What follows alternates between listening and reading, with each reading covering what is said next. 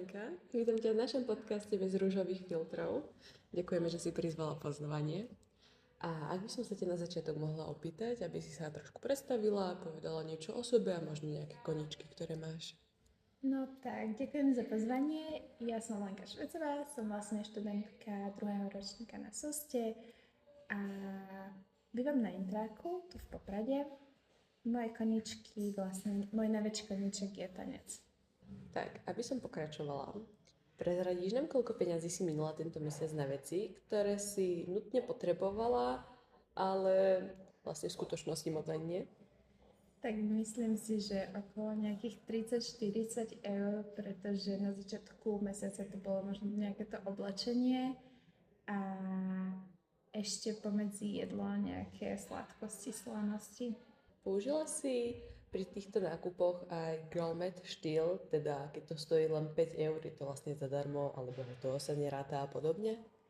Určite áno, hlavne napríklad veci, čo nemajú celú sumu, že napríklad 5 eur alebo 2 eurá, ale sú za 1,25, tak ešte to, je to pod 1,50, tak to zaokrúhlim nadol. Áno, vlastne tým pádom není to euro 25, ale vlastne je to len euro, tým pádom k tomu môžem niečo prihodiť a sú to len 2 eurá, áno, poznám. Áno, presne tak. A čo bola posledná vec, ktorú si kúpila impulzívne a hneď to aj oľutovala? Impulzívne a hneď aj oľutovala. To je otázka na zamyslenie, pretože myslím si, že už dlhšiu dobu som si takú nejakú drahšiu vec, ktorú by som naozaj, že oľutovala, nekúpila a som za to celkom vďačná, pretože možno minulý rok alebo predtým to až tak nebolo. To je dobré, takže viacej sa zamýšľaš nad svojimi výdavkami a kam vlastne dávaš tie peniažky. Určite áno, hlavne aj tým, že som na Intráku, tak si to tak viac uvedomujem. Jasné. Keď ti príde výplata, alebo teda vreckové od rodičov, cítiš sa skôr ako milionár, alebo vieš, že to zmizne do 48 hodín?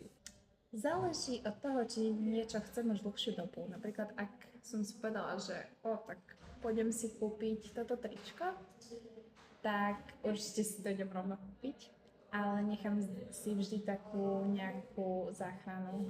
A máš aj nejaký svoj finančný trik, ktorým si ospravedlňuješ míňanie? No, tak snažím sa vždy si vysvetliť, že túto vec si kúpujem, lebo a vždy nájdem niečo, nejaké to lebo. Ale naozaj, ako som spomínala, snažím sa trošku menej míňať impulzívne, takže vždy mám dôvod, prečo si chcem kúpiť niečo. Je pre teba väčšia bolesť minúť 50 eur naraz alebo 5 eur 10 krát? Väčšia bolesť je pre mňa asi minúť 50 eur naraz, alebo ešte ak je to, že 5 eur v rôznych obchodoch, ale v ten istý deň, tak je to také, že potom sa na to pozriem, že to bolo už kus dosť. Ale tak napríklad, aj keď mám tých 50 eur a miniem to, napríklad teraz som si posledne kupovala kabelku, tak to som vedela, že už dlhšie ju zháňam, bola som spokojná so štýlom, aj mi všetko vyhovovalo, takže som si povedala, že sú to dobré minuté peniaze. Jasné, takže bereš to už aj ako takú investíciu do budúcna. Určite áno. Pozrieš si niekedy svoj účet a povieš si, kto minul všetky moje peniaze, ja som to nebola, aj keď vieš, že v skutočnosti si to bola len ty. Tak pravidelne sa mi to stáva.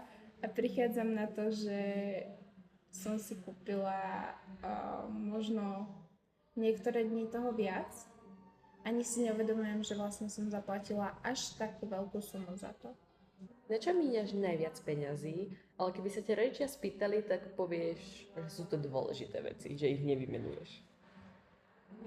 Najviac peňazí míňam na maličkosti, či už je to náramok, náhrdelník, alebo potom darčeky, ale také nepotrebné, asi trošku.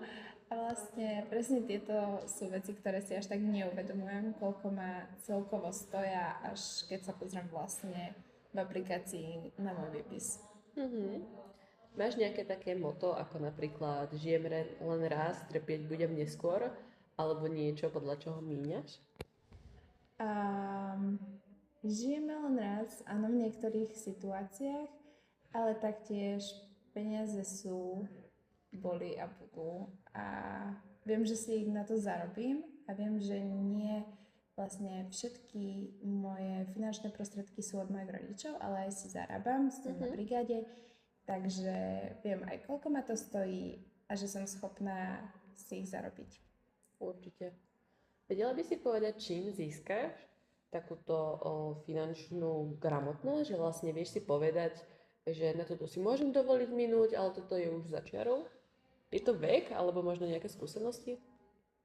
Povedala by som, že skúsenosti skôr, pretože nie každý vyspeje vekom, ale tým, že som išla na internát, tak som si to viac tak začala uvedomovať, koľko míňam, aj keď som dostala vlastne výplatu z brigády, tak som si uvedomila, že áno, že míňam trošku viac, než by som chcela.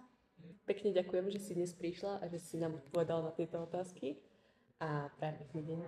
Ďakujem. A ja.